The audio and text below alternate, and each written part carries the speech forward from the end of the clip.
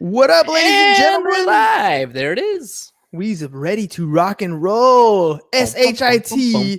So happy it's Thursday. Shut up and sit down. The Business Bros Podcast was created for you. Learn from the business professionals who come to share their stories. Find out what's working in business and social media, what's hot and what's not, straight from the mouths of successful entrepreneurs out there doing the real work. And now, welcome to another episode of Business Bros. Forgot to give him the heads up on that, though. I know we did. Welcome to the program, Greg. You guys, that shit is epic. That is pretty damn cool. I don't think I've been on I don't even know how many of these. I've never seen something like that. It's awesome. Oh, dude, we love to have fun with some stuff, dude. That's right. It's so cool. Yeah, right on. How else do you keep it original if you just don't have fun with what you do? You know what I mean? I'm with you, brother. That's right. Yeah. All right, let me hit you on this intro real quick, though. All right, ladies and gentlemen, listen up. Today, our guest is a serial entrepreneur, author, speaker, and venture capital investor with a legacy of building and running sustainable businesses. 2 of his former companies were acquired by eBay Enterprise Marketing Solutions, totaling largely over $900 million. Woo! His deals have gained notoriety, and he's won multiple awards for deals that he's set up, ranging from $150 million up to $1 billion. Multiple awards, ladies and gentlemen. So if you want to learn how to scale a business through a step-by-step guided process that covers every aspect of functional alignment, growth, and scale, you want to be part of the Boss Operating Support System. And listen in today to learn about the creator, author, Forbes radio host, and so much more. Welcome to the show, Greg Shepard.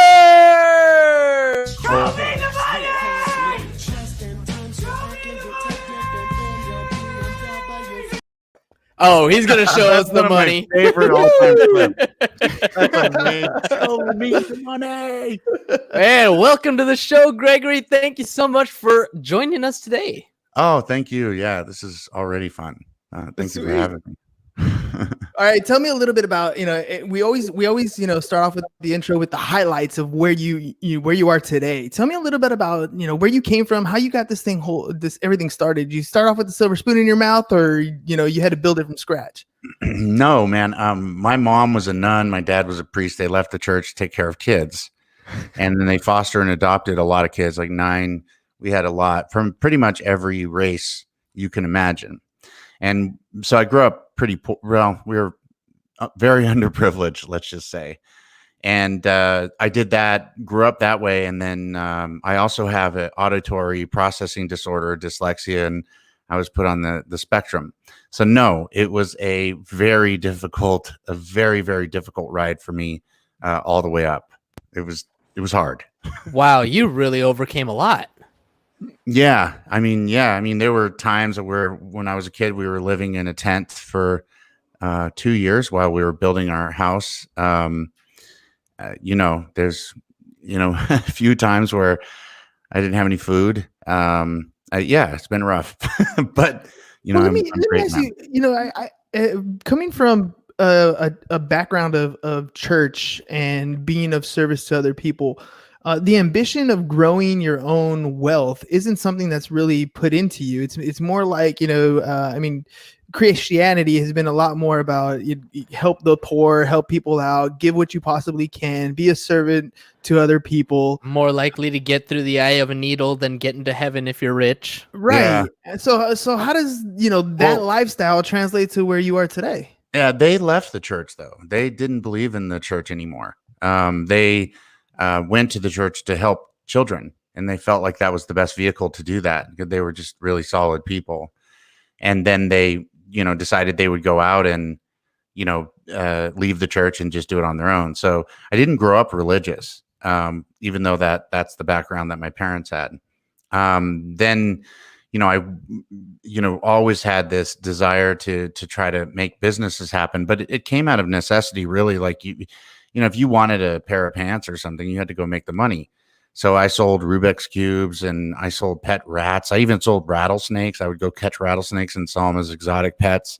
So it was a process growing up, and then I decided I was going to really be into business. And then I started that journey, and I started my first business, and I've done 12 startups. I've done 12 businesses, sold all of them. Every investment I've made has exited also. To the points that you brought up earlier, you have 4 private equity awards, a TEDx speaker, Forbes author, Forbes council member, I write for Entrepreneur, Forbes, Fortune, Huffington Post, Bloomberg, pretty much all the different places. And then I do these podcasts. But my motivation before was just not to be fucking poor, and try to help my siblings, because everybody was struggling. And now, that situation is handled. So now my motivation is to help entrepreneurs succeed, because I believe that will help with wealth distribution. So which is the thing that I'm really passionate about. You have some great pieces of artwork behind you. Some massive entrepreneurs that in our lifetime have amassed and built tremendous companies. When you talk to entrepreneurs, how do you get them to start even thinking of an exit strategy when in their mind they're thinking what you were thinking, what you were describing right now, which was, I need to buy a pair of pants, I need to put food on the table. It's all about what I do right now to produce. Never are they really thinking, how am I going to exit this, build something, make it a sellable company? How do you get them to think that way? That's a good question, man. That's a really good question. I think that, and I made that mistake earlier on too, but you have to start with the end in mind. You have to start with where you're going. So you have to think about it this way. When you are building a business, if you're taking private equity money on, or if you're building it for yourself, you actually don't experience the benefit of all that work until you sell that business. So if selling the business is the end destination, and if you were looking at a GPS, you would have to understand where you are and where you're going first. And then you put together the map. In other words, the turn-by-turn directions, traffic, and the rest of that, right? So that's the thing that I tell everybody. The other thing I tell people is that when you start with what I call the North Star, which is the design of your exit strategy from the very beginning, you can build and design your business for the desired outcome, instead of it being an accident. So you have to really step back and say, in what industry has an 80 to 90% failure rate? What I did is, for years in building my own companies, I was trying to overcome that, and I did. Then I went back and I said, why are they failing? It's unbelievable. There's no industry in the world that would accept a failure rate at 80 to 90%. That's craziness, So I tried to figure out why they were failing. And then I figured out that was the wrong question. The right question was, at what stages are they failing? And then why are they failing at those stages? And then I designed a process to help eliminate that problem as much as I could. So in other words, what you're talking about is being intentional, right? Like there's a little bit of foresight in when you're starting to build something that many people just don't really put into play, or they're just sidetracked. Because I mean, if you are, let me put it in this way. This is a pretty cool way to explain it. If you are building a business, right, you start out with a product. And so that product then has a customer, and then you design that product for that customer, right? And it would be stupid to start building a product without having a customer in mind. You know what I'm saying? Yeah, except that's exactly what a lot of people do. They come up with this idea, right? Like, I'm going to have the next Uber, or I created the newest shovel, or whatever it is. And they spend so much time figuring out, the ins and outs of doing this particular product, or how am I going to create it? Never even thinking about, is there anybody who's going to buy this thing? Well, right. No, I think another thing is that people think everybody is my customer. They don't have their ideal customer identified. Yeah. So what I tell people is, I say, listen, first of all, if you're building a product without a customer, you need to start over, because you're going to fail. The second thing is, that customer is also the customer of your ideal buyer profile. So how you have an ideal customer profile, you also should have an ideal buyer profile, 3 to 5 companies that could acquire your company. And the reason why that's very important is because you want to make sure that your ideal customer profile and the ideal customer profile of your buyer are the same profile. Because the synergies, the acquisitions that have the highest multiples, and the majority of the acquisitions that happen don't happen because of revenue. They happen because of some synergy, some benefit, either making money or saving money that you have for the business that's buying you. So as an example, if you are a business out there, let's say, I don't know, XYZ company, and they have 25,000 customers, and you're building a business and you have 400 customers. Do you think they give a shit about your 400 customers? No. The reason why is they've absorbed the customer acquisition cost on those 25,000 customers. They've absorbed that cost. It's sunk. Now what they need to do is figure out how to sell them more stuff, more shit, so that they can make up and expand out their, customer acquisition cost and their lifetime value ratio, right? The CLTV, or the CAC to LTV ratio. And the way they do that is by buying other companies that have products that will work for the same exact customers they have.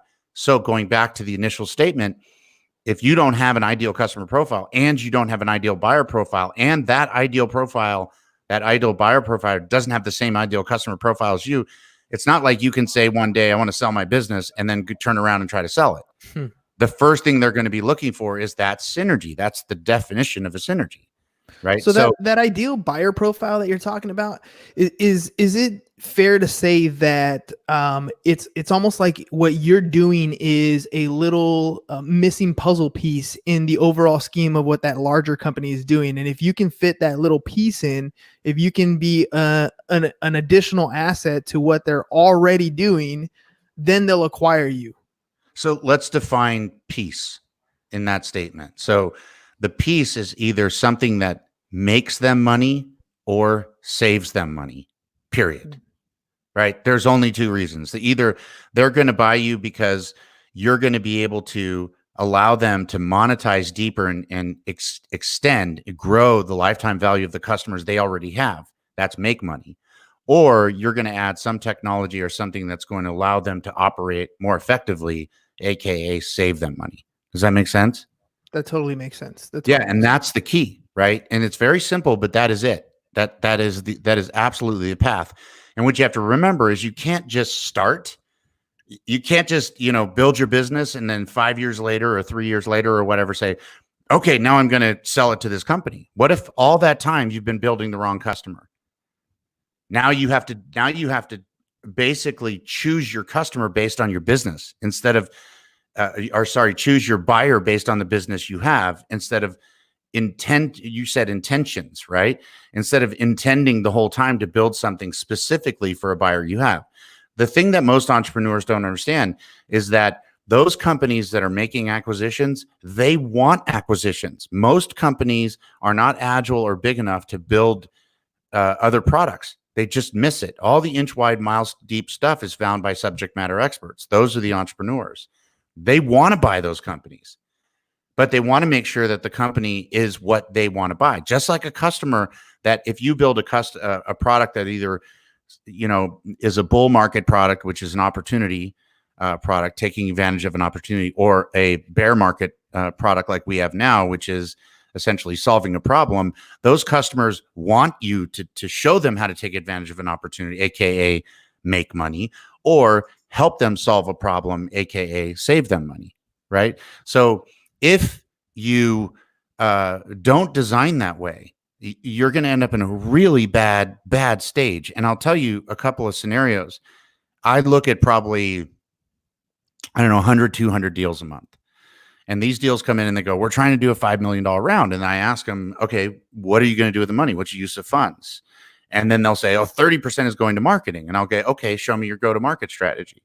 And they're like, we're going to go after sales. And it's draining basically their burn, right? It's eating away deeply at the amount of money they have. The reality of that is that if you grow your business intentionally built for a buyer, all you have to do is prove to the buyer that you have growth margin retention numbers that drive to their ICP. In ICP, growth margin retention numbers, right? Growth says they want to buy it. Margin says you can do it at a profit. And retention says that they're going to stay with the company, right? So if you don't do that, it's not like 3 years in, you can just all of a sudden magically do that. You have to rebuild your company, right? I know this because I did it. I made this mistake, and a company that should have taken me 5 years to build took me 17 years to build. So, and that's because I had to restart because I didn't understand this. And this is a fundamental mistake that almost every entrepreneur I talk to makes.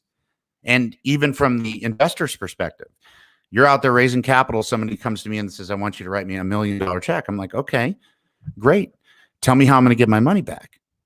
You see what I mean? And then if they don't have an exit strategy in mind from the beginning, I'm going to be stepping back going, well, how are you going to arrive at this destination if you don't have an address? It's like me driving to your house without having an address. I have no GPS. I can drive around circles forever and never get there. Does that make sense? That totally makes sense, and that's a far step from a lot of the people that are listening to this particular show, right? So this is something that they aspire to, but at the same time, like myself, when we have an insurance company, yeah, it'd be cool to have somebody buy it, but never have I even been thinking about, are we building a company that this particular company would want to buy? I've never thought of who would want to buy my I haven't company. thought of it from that direction either.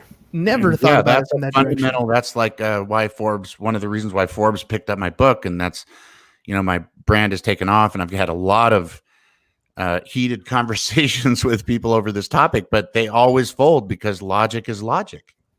I mean, it is what it is. I mean, you would never have a builder build a house without understanding who's going to buy that house. Right. That would never happen, right? It'd be a faulty neighborhood. They look at what's around them. Right. If you look in some neighborhoods, there's schools around, and they go, oh, we're going to build 4-bedroom houses here. They look at the income. They look at the demographics. They get information about what would be their ideal customer profile. Right. A business to your acquirer is just a product, period. Full stop. No, that's something like, okay, so I'll be honest. Finding your ideal customer is already hard enough. So help me break down how we would identify what a buyer is looking for. What type of attributes should we be building in a business? Maybe that might be too specific. Well, let me do this. I think this is going to be more helpful. What I'll do is I'll sort of guide you through the North Star, which is the first step of 5 stages in the BOSS system, the business operating support system, which I built to help entrepreneurs succeed, to help with wealth distribution based on why entrepreneurs were failing. The first thing in the North Star, and the reason why I call it the North Star, is because if you have a North Star, there's always alignment. Everybody knows where you're going. Your investors, your employees, everybody knows where everything is going all the time. So let me give you the elements that are in the North Star. First, you have the what. Okay, so what is your business and what is your product? And that's built by doing description, feature, and benefit. And then you have the why. Why should somebody buy your product, and why should somebody buy your business? And that's problem, solution, and impact. And then you have the who, and that's the same who as the IBP, the ideal buyer of your business's profile, and the ideal customer profile. And that is built out of that's a whole thing. It would take multiple podcasts for me to explain that to you, but people can go to the website, and I have videos. I put a lot of time and energy into trying to give this material away to help people, because that's, my calling right now. Right. So I have templates in there and I explain it, and there's videos. If you want to consume it through reading, there's stuff you can read. If you want to watch videos, or if you want to listen to stuff, everything's in the website. So people can go, it's the website that I'm talking about is GregoryShepard.com. That's the website that has all the stuff in it. And if you opt in at GregoryShepard.com, then you also can get newsletters and all the templates and things that we roll out. I do a lot of course teaching for the universities that are free for people to show up to. So to help entrepreneurs there. But that's what's in there. So that's something that I think is important, but that gives you the ideal customer profile and the ideal buyer profile. I can walk you through some of the steps so you can get a sort of more of a feeling of what it is. So the first thing is you have to understand, what does your customer want, right? And let me define, what does your customer want? So what would your customer do themselves, and what would they not do themselves? That's an example, right? What is your customer willing to pay for more for? And what is your customer not willing to pay more for? What does success look like to your customer? What does the feeling of satisfaction look like for your customer? And so there's a series of these questions that allow you to sort of build a profile. These things are some of the questions that allow you to then, at the end of the process, build out a really important thing, which are your customer stories. And so this is, I am X, I want to Z so that I can Y. So I am the director of marketing for X, Y, and Z company, and I want to extend my reach to my demographics so that I can sell more product. Does that make sense? And you build 5 of these customer stories or more. And those customer stories, and what that is all meant for, is to help you understand who you're selling. I built this based on this sort of process that I went through, where I was like, if I were able to follow my customer around all day, if I were able to read their emails, if I were able to watch them walk into the grocery store and see what they buy and see where they eat and see what TV shows they watch and what kind of clothes they wear and how many kids they have and how much money they make, all that stuff, right? I would have a picture of exactly how I need to position my product for that customer. And that is essentially what you dig for. And so I designed all this stuff, and I'll give it to the entrepreneurs that are listening. I'll give it to you.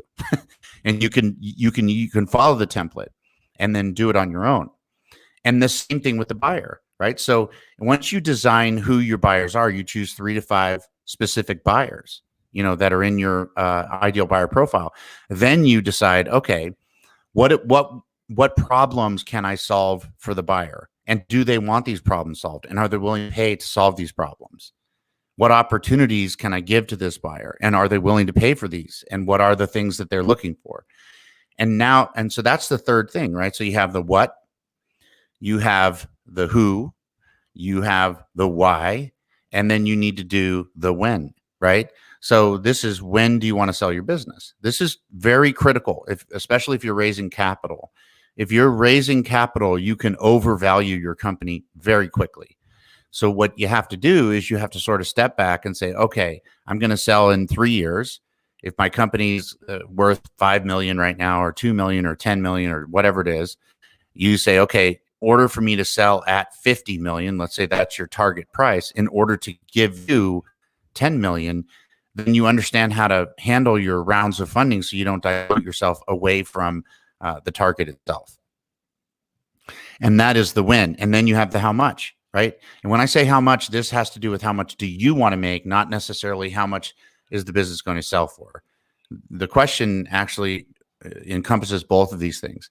But this is really fundamental, because I've had a lot of situations where an entrepreneur will build a company, sell it for 50 million, and then they make 2.5 million. And other scenarios where they sell it for 25 million, make 10 million, right? So understanding this process from the beginning, all of those things being the North Star, allows you to purposely design your business instead of sort of running around running around disorganized, not understanding where you're going ultimately.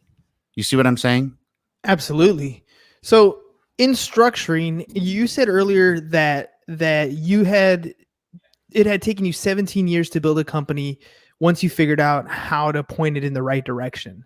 So once I figured out how to get it in the right direction, it took me 4 years. 4 years. But you had been working at it for 13 years prior to that. Yeah. We got because people, I didn't understand that, right? Yeah, I didn't understand that. So I would go to try to sell it, and I would be, turned down. And it took me a long time to figure out this one piece that I think people underestimate what I'm trying to give to you. You know what I mean? Your listeners, I'm like, this is really good. Like, this is very important stuff, No, I totally, and it's funny because in your mind, all the pieces have lined up. You've done it not once, not twice. You've done it a number of times already. So it's like, I guess I can say it like this. It's like riding a bike. The first couple times, if you just fall down and never get back up, that thing is impossible to do. But once you get on it and you ride it a little bit and you learn the way it works, now you can do it over and over and over again. And that's how I feel you have this process set up.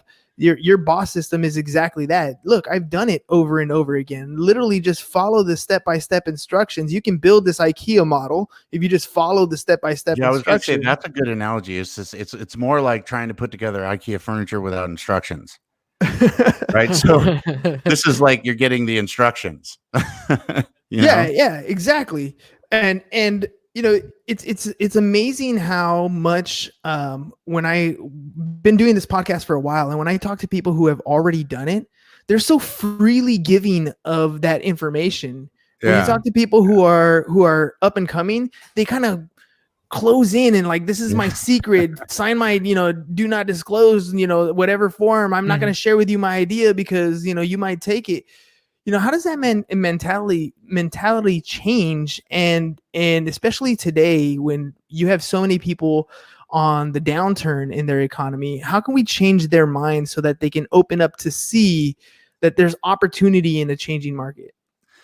Well, so in a changing market like this, the way that I deal with that is based on, when I built, let me back up for a second. When I built Boss, I did 1,200 interviews, which included interviews with the Navy SEALs, the first fighting wing of the Air Force. These are like the Navy SEALs of the sky. Marines, I did manufacturers, I did investors, entrepreneurs that succeeded and failed. It's been 3 years of just research. And then in addition to that, I researched every operating system that I could find, the likes of Six Sigma, DSM, and 4DX, and Lean, Agile, Kanban, the Scrum, everything. These things are not all good for every stage of a business. So businesses have 4 levels. Level 1 is more reactive versus proactive. They're more ad hoc, and then it moves all the way up to level 5. Usually you sell by level 5. That means you're market leading and you have your shit together. Okay. So there are different tools that are good for different parts of a business. And so when I looked at Boss and I started building out, the North Star and all these things, I wanted to create an open source platform. I wanted to create something that people could contribute to, because I learned that these older systems had they fall out of favor. They get old, basically, so I wanted to create something that used input from everywhere I could get, and whatever tool was most effective. And so there's modules. You can use this module, a problem solving module or whatever, to allow yourself to build a really solid business. I think that the reason why people hold back is from helping other people along the path when they're earlier on is, first and foremost, I don't think it has to do with them, just being dicks and not wanting to show you something, right? I think it has to do with the fact that it's hard to see the forest through the trees and they're drowning, right? And they can't hold you up when they can barely hold themselves up. And in my experience, you don't have a life vest and you're sitting there running out of oxygen. The tide's rough. You're trying to come up for air and somebody grabs onto your shoulder and wants help, and you're like, hold on, man, I'm just trying to help myself right now. I'm trying to deal with this myself. When you have had a few successes, you're sitting in a boat at that point. And so somebody else is in the water. You can reach down your hand, pull them up in a boat, and it doesn't risk, you don't risk yourself. And I think that is, that's the issue. And so, I've dedicated the rest of my life to helping those people, right? So I've dedicated my life to, building a boat and now reaching down and pulling people in the boat, and teaching them from my experiences. It's funny that you talk about sharing those experiences. I've been communicating a lot with people who are starting their podcast, and I'm trying to help them get to a point where they're comfortable, they're confident, they're putting out content on a regular basis. It looks good, it's fun, and I get that question a lot of, what should I talk about? And to me, that always comes down to the same thing in entrepreneurship: is who's my ideal client. And the advice I always give them is what I heard you describe right now, which is, think about your past. Think about where you were and what you were struggling with and how you overcame it, and talk to that version of you. Identify who that is, because you can try to talk to them about anything else. You can try to be somebody else to everybody, but you're not going to come with the same conviction. You're not going to come with the same expertise as what you have through your experiences. So if you can talk to, I always say, if I could talk to my 21-year-old version of myself who is just barely getting into business, who is barely buying his first property at that time, what was I thinking? What was I going through? What could I talk to myself about and try to get myself to where I am today? Yeah. I can do that much better than trying to tell you where I'm going, because I haven't been there yet. Yeah. Yeah. I mean, I think the narrative is fundamental, right? Especially in podcasting, you have to have some kind of a narrative, right? And Forbes, taught me this idea of a narrative spine, meaning this is your messaging, and your vertebrae are the different points of your messaging. But either way, you have the spine, the narrative spine. And I think that's really important, but that calls back to the North Star, right? I mean, what you just went over is having a North Star. The North Star that I've built just outlines it more specifically so people can follow it. Because I found myself so many times, speaking at an event or something and trying to help entrepreneurs. And I was like, I have to design this for them. I have to design this so that I can give them this information and not confuse them. You know what I mean? Yeah. Well, let me ask you, right now there's this huge idea of hustle. And I wake up at 4:30 in the morning and I go do my run and I do all those things because I like to get my work done at an earlier point in the day. So I have more time for kids and family and that sort of stuff. So that's why I get up that early and I do stuff. But there's this stigma out there that successful people, they always wake up at 4 a.m. and that they always work out really hard and they go to bed at 2 in the morning and work all day and strive and struggle and hustle. In your experience, after building those multiple companies, does it take that much effort and that much dedication, 24 hours a day or whatever it is that, some crazy thing where you have to work so hard, or is it a focus that you have to pay attention to? I'll tell you, you brought up a good question. I can answer your question simply, and then I'll give you some background. Yeah, it takes a lot of work. I mean, I was working, I would work 12 to 18 hours a day for years at a time. So yeah, it takes a lot of work if you want to get where I am. But it also is, and something that I've learned over time is that it requires a definition of hard work. How do you define hard work? So, everybody's heard of, working smarter versus working harder. And I've defined this as a handful of things. So 5 things, there's a finger for each thing. So a handful of things: focus, drive, enthusiasm, discipline, and optimism. And I feel like if you're doing those things in line with some sort of a narrative, like we talked about earlier, the North Star, you're going in a general direction, and you remember that whatever you're doing at that moment, if that isn't taking a step in the general, it may be a little step, but if that isn't sending you in the general direction of your desired outcome, then you're taking the wrong step, and that is a waste of time. And now you're working dumb instead of smart. That's true. That's true. Because what was that again? Focus, drive, enthusiasm. Yeah, so focus, drive, enthusiasm, discipline, and optimism. So focus. Awesome. I mean, if you don't have focus, like, how are you going to do anything, right? I mean, you have to have focus. And drive. And where does drive come from? Drive comes from hope, like the biology of hope. And where does that come from? It comes from looking down the tunnel and seeing light and knowing it's not a train, right? So you have to have some destination. Again, the North Star. You have to have, I want to do this, right? Your why, as Simon Sinek says. So you have to have focus, drive, and then enthusiasm. Like, one of the things I loved about your show when I first started here, and you guys work the way you have enthusiasm. Enthusiasm is contagious, and enthusiasm brings followers. It surrounds you with people that are contagiously aware of this drive that is going towards a certain destination. Enthusiasm is really, really critical, especially in a startup, because it's so damn hard. It is. Can you fake it? Hard. So can you fake it? I don't think you can fake enthusiasm. I think you have to find it viscerally inside of yourself. And the way you do that is by coming up with what you want to have happen. I'll tell you, every year I choose one thing to do, one challenge. So one year it was to deadlift. On my 50th birthday, I wanted to deadlift 150 pounds 5 times.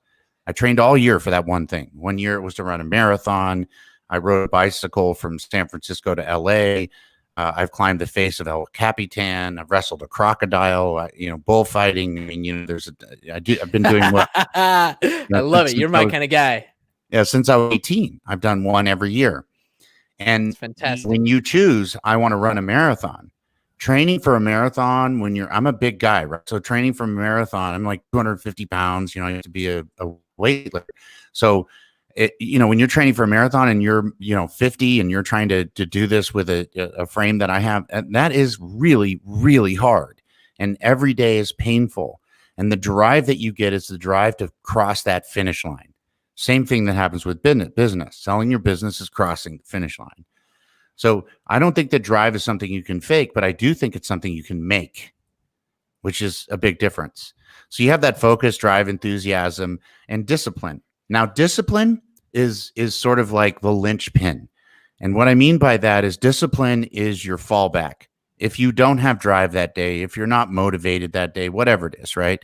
Then you deploy discipline, force, brute force, right? And you tell yourself, I'm going to do this. Just like if you're in the military and somebody says, you're going to do another push-up, you're going to do another push-up, you're going to run, you're going to do whatever. You apply discipline and you become the disciplinary, to push yourself through to the other side of whatever's blocking you from achieving whatever you're trying to achieve. So, Gregory, I got one more question for you. You started off very poor in your life, scraping to get by. How old were you when you no longer had to worry about income and you transitioned to being a helper of entrepreneurs? Well, let me tell you the last thing, optimism. I think that optimism is the biology of hope. And I think that's an underline in the handful. I think, because I grew up candidly, because I grew up without very much, I think that I was worried about money when I didn't need to be worried about money. So I think I was late in understanding, wait a minute, I'm okay.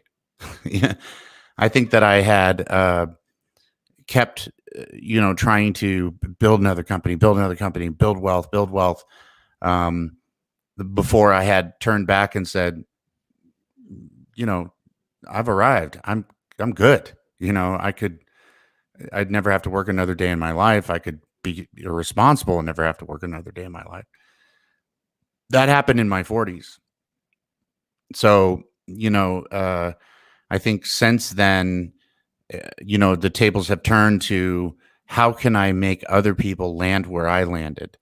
And then that, got me down the path of creating Boss and, working really hard to help entrepreneurs with it. I mean, I spent a lot of money trying to do this stuff for free for people, because it's a huge, I firmly believe, because I've seen it every time, that if you get an entrepreneur who just has grit and hustles and gets through it and just busts their ass and they're successful and they make an exit, that entrepreneur that you made wealthy is not the same person as the 1%. These are different people. They see the world differently. They have compassion and empathy for other people. They're more charitable and they're more rooted in reality, and that the world needs more of. It's through that experience, right? It's through that falling down. It's through that struggle that they gain that perspective.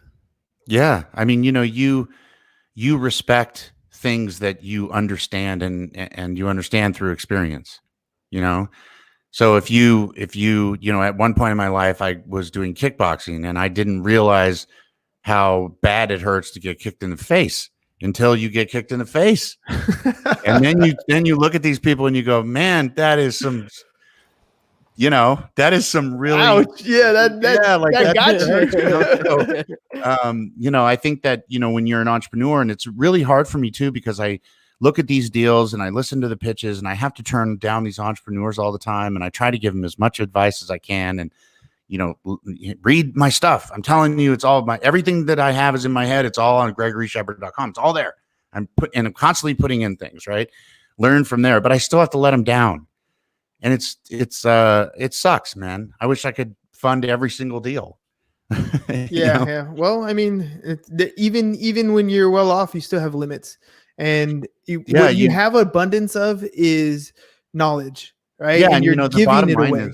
the bottom line is that if the what built the ability for you to fund a business is more important than the funding itself. So, the experiences that I have, right? To tell an entrepreneur something like, do a North Star, like, look, you need to step back and do a North Star. I mean, you could meander throughout your whole life without having any idea of where you're going, or you can purposely design your life and then experience those things along that path. Some things in life, you subconsciously know. Do you want to have kids? Right? That's pretty easy. Where do you want to live? Right? What's your lifestyle look like? Do you have a big house? Do you have a smaller house? Do you live near the beach? Do you live in the mountains? All these things are designing, right? And so in business, not a lot of people do that, right? And it's just, I get it now. I don't get it, but I do get it because I did it, right? I made the mistakes myself, So on one side, I'm like, yeah, I get it. And on the other side, I'm like, oh my God, don't make that mistake. I made that mistake. It cost me, years and years and years of my life, and mistakes and stress, huge amounts of stress and anxiety and, lost relationships. And, just there's a price you pay. If you design the way you want to build your business, you can sort of bake that into what you want to get out of your life. Yeah, and you'll be able to achieve that success that you want because it's your North Star, it's your goal, it's what you're shooting for. You defined what success looks like. Yeah, right. What you said is key, right? Achieve a success. Well, what is success to you? Some people, there's success to me, and I didn't know that. I didn't know that even in my own life. And only over the last, I would say, 10 years have I realized success to me is working 3 days a week. Working Tuesday through Thursday. And then on Monday and Friday, I do charity stuff. I do political stuff, philanthropy. I meditate. I like to work in my garden, stuff like that. Right. And hang out with my kids and go for walks. That is, or take on a challenge, to me, that's success. Not having anxiety about having to pay a bill. Right. I mean, that was awful. I remember it just being terrible. Like, how am I even going to pay rent? I don't have my car paid. You get a flat tire and it's like a massive catastrophe because you're like, I can't do this right now. Those sort of things are things that you have to think about. If those things are the things you want to eliminate, then at least you have a checklist. You have a way to sort of say this is, and one of the things it does, which because I was guilty of that myself, is lets you know when you have gotten to that point. Like I said earlier, I didn't know that I was there. For a long time, I was still working and paying the price of trying to achieve some unknown success, something that wasn't defined. Until you finally sat down and defined what it's supposed to be. Yeah. Got your victory dance? Well, I got it right here. Yeah. Victory dance. You do love throwing those movie clips in there. I love I that do. stuff, man. I think that is so legit. You guys are some cool cats. Gregory, I did want to say thank you for spending the time. I mean, we went over time, but the amount of information that you were sharing with us, I mean, it's tremendous. Gold. And yeah, absolute gold. You got my mind racing in multiple different directions. And again, I'm always grateful for having started this whole podcast space because it allowed me to meet people like you. And I say this over and over again, but it literally is like the Matrix where I'm just going to plug it into the back of my head and I'm going to absorb as much information as possible from people who've already done it. So thank you very much for coming on the show and sharing. And yeah, it's such an honor. And I really appreciate Namaste, homie. Like right on. Namaste. Yeah. Thank you for saying that. It's an honor to be able to have the conversation. And it's even more of an honor that you are willing to say such kind things. So I appreciate that. Knowledge, man. It's the only thing that we can give away, and we earn it as we go along. I heard something not too long ago where young people cannot have wisdom. They can't. Wisdom is something that you have to gain over time. You can get experience, but wisdom comes over time. And as you learn things, you can try to take in other people's wisdoms, but it's not until you put them into action that they're going to become your wisdom. That's true. I feel like wisdom is the compression of experiences. Yes. So I think you're right. Yeah. That's very wise, man. Very wise. Well, what can I say? I learned from this. Do or do not. There is no try. I was our role Love model Yoda. growing up. That's right. That's right. When 900 years old you reach, see, you look this good. I got to get that one too. All right, ladies and gents. Greg, again, thank you very much for being on the program and taking that extra time. I usually cut it off, but I mean, you were willing to share, and I was not going to stop you. You were giving me all the knowledge I possibly can ask for. So thank you very much. Focus, Thank you. drive, enthusiasm, discipline, and optimism. I love That's right, that. baby. That's right, baby. So All right, ladies and Handful of gents. things. Just need Check a out handful. GregoryShepard.com, get more of that information, and go out and make some actions. That's all we got for you guys today. Peace. Bye-bye. We're out. Thank you for listening to the Business Bros Podcast. Are you looking to get more clients or to increase your income? Hernan, the business bro, can help you generate referrals through the power of podcasting. And James, the insurance bro with Pipeline Insurance, can help you effectively add insurance to your existing business. If you are ready to create wealth today and generational wealth for tomorrow, email businessbros@csfirst.com to schedule a free consultation or join the Business Bros Network, www.businessbros.biz.